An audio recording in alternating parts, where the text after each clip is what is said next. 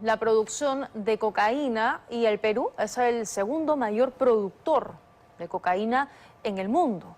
Tenemos algunos cuadros para ver, vea usted, fíjese, ahí está, países productores de hoja de coca en el mundo, el cultivo de coca en miles de hectáreas. Está Colombia a la cabeza con 230.000, el 65% lo tiene Colombia y seguimos nosotros, ¿no? Con el 27% y en tercer lugar Bolivia con 8%. Ahí estamos nosotros ocupando este segundo lugar y salen de esos tres países andinos principalmente. ¿Y a dónde se van? Fíjese, ¿a dónde se traslada? A Norteamérica. Principalmente el 28% va al mercado norteamericano, a Europa el 24%, muy peleado. Luego en Latinoamérica, el Caribe, aquí también se queda alguna distribución de algunos países, 22%. Asia, 12% y África, fíjese, con 10%. Y a Oceanía, ya apenas un 4%. Así se distribuye. De aquí sale principalmente y se distribuye a estos países, a esos continentes. Ricardo Valdés, ex viceministro del Interior, es nuestro invitado esta noche. Gracias por estar aquí. Bienvenido. ¿Por qué estamos en segundo lugar? ¿Qué está pasando? Bueno, yo creo que tenemos años en el segundo lugar, no es una novedad. Lo que ha ocurrido es que después de la pandemia, en general, tanto en Colombia como en el Perú y en menor medida en Bolivia, la producción de cultivos de hoja de coca se disparó. Mientras el resto de la economía andaba un poco a marchas forzadas, la economía agrícola siguió produciendo alimentos para la gente que estaba en las ciudades y con ello también siguieron produciendo hojas de coca. Y eso con todo el resto de las economías ilegales, no solamente el narcotráfico, lo mismo con la minería, etcétera, ¿no? Eso lo hablaremos después, pero eso es un factor. Lo otro es que hay una asociación muy interesante con el tipo de régimen político. Y en el caso específico de Perú, cuando asume Pedro Castillo, parte de sus digamos, promesas de campaña que se pusieron en práctica fue cesar la erradicación. Entonces, si incrementa la producción y yo dejo la erradicación, entonces obviamente se agranda la posibilidad y la cantidad de hectáreas sembradas. Pasamos de 60.000 a 93.000, según los cálculos de Devida. Las proyecciones que hemos hecho nosotros estamos por encima de los 109.000. 109.000. Porque hay zonas que considero que no han sido del todo bien registradas, sobre todo aquellas que están en Loreto, en la zona de Mariscal Castilla. Ahí está justamente Pedro Castillo, fíjese, en campaña con los cocaleros. Claro, ¿no? Y además hay obviamente una serie de congresistas que lo apoyaron, ¿no? Y que fueron parte de su apoyo, de la gente que estuvo proponiendo el cese de la erradicación. Se lo propuso, claro, directamente, ¿no? Y hay congresistas activos, ¿no? Y sin ir muy lejos también, aquí en Bolivia, lo que quiero decir es que la inestabilidad política e institucional de los países nuestros también ayudan a que estas cosas se produzcan. Y que se incremente el sembrío. Y sin duda, esto está relacionado con el intercambio comercial. Me refiero a que a mayor cantidad de consumo, que es lo que se ha incrementado en el mundo, que fue el cuadro mostrado, obviamente esa demanda tiene que verse satisfecha con una oferta. Y esta oferta crece en países como Bolivia, que tiene una crisis institucional muy fuerte, en donde aparentemente esto viene de alguna forma siendo promovido por gente que está muy cercana a Evo Morales, que por cierto es un dirigente cocalero.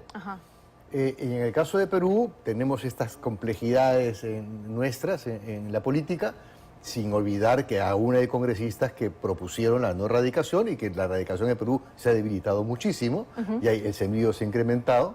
Y en el caso de Colombia, pues este proceso de la negociación por la pacificación con las FARC han traído que los remanentes estén muy fuertemente, de alguna forma con Petro que mira a un costado, también metidos en los negocios de minería ilegal y de narcotráfico. Claro, y son estas mismas organizaciones las que financian la producción de cultivos de hoja de coca y la producción. Y de minería también, porque hay una relación muy interesante entre minería y narcotráfico. ¿Y terrorismo?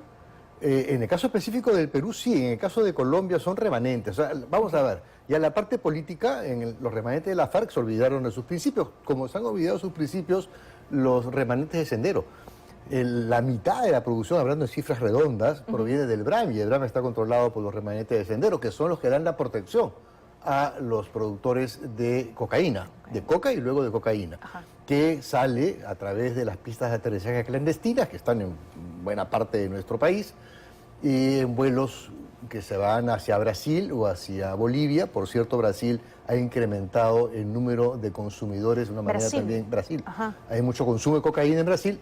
Entonces hay un mercado muy cercano, ¿no?, que también se tiene que ser abastecido por la cocaína de los países andinos. Pero eso se van por avioneta principalmente, pero el grueso de la cocaína sale por mar.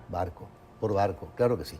Y se van a Estados Unidos, a Norteamérica, a Europa principalmente. Sí, han sido los centros, digamos, de consumo tradicionales han sido Estados Unidos, Norteamérica y Europa.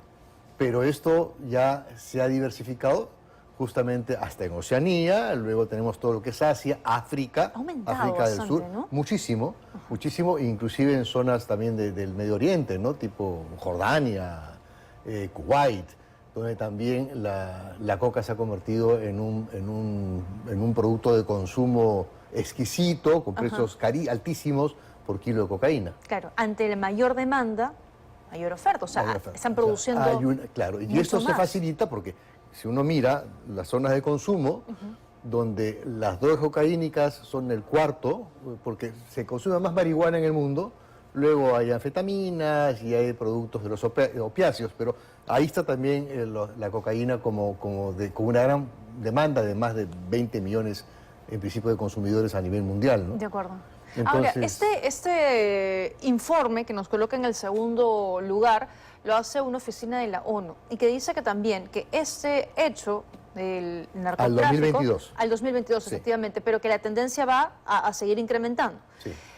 Y que eso alienta también la violencia entre las mismas organizaciones criminales, y pone como ejemplo Ecuador. Exactamente, pone como ejemplo Ecuador. Ecuador, lo que pasa es que en Ecuador hay una pugna muy importante y aquí hay que mirarlo esto muy de cerca porque Ecuador estaba ajeno al tema de la exportación de cocaína y cuando viene el proceso de paz, viene la correlación de fuerzas en Colombia que tuvieron un recorrido especial, Ecuador, que venía un poco bajo una política de puertas abiertas, con el gobierno de Correa, permitió el ingreso de una serie de organizaciones y de personas que se fueron consolidando porque les interesaba mucho la costa ecuatoriana para poder manejar los puertos ecuatorianos. Y me refiero básicamente a los cárteles mexicanos, que son los que abastecen Norteamérica.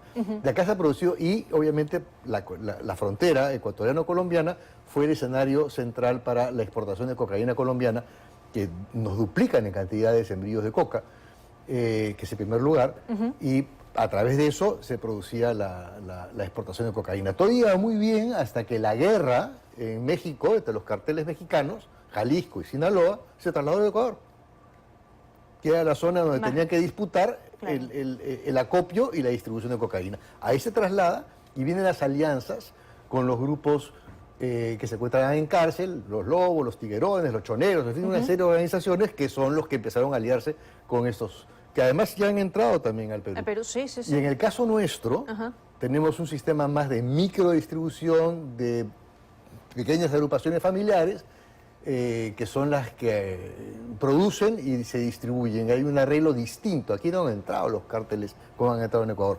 Pero vamos a ver qué pasa ahora que tenemos Chancay, muy pronto, que va a ser un megapuerto y en donde obviamente esto se puede ver afectado con lo que se conoce en los medios policiales como preñar contenedores, ¿no?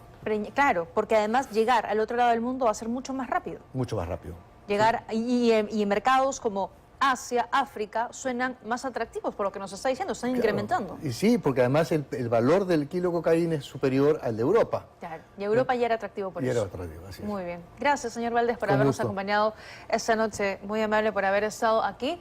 A ver, necesitamos una política, sin duda, de erradicación para poder frenar esto. Vamos a hacer una pausa.